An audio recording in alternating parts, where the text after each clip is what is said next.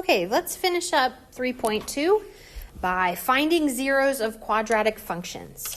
And all that means is that instead of f of x, which is stating this is function f, that is x, or 7x squared plus 70, okay? And I want to find its zeros, which means I want to find where it's going to cross that x-axis.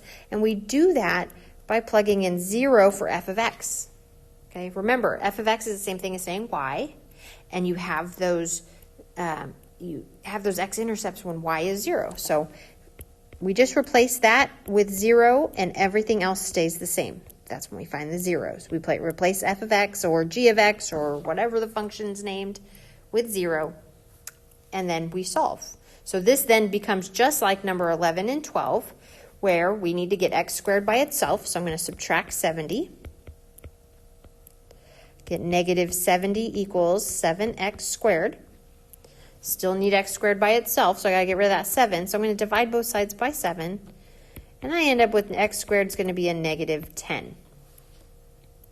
Okay, but I actually need to, I got x squared by itself, but I need to find x. So I'm going to square root both sides. So x squared, and then I take the square root, gets rid of that squared, and I get x.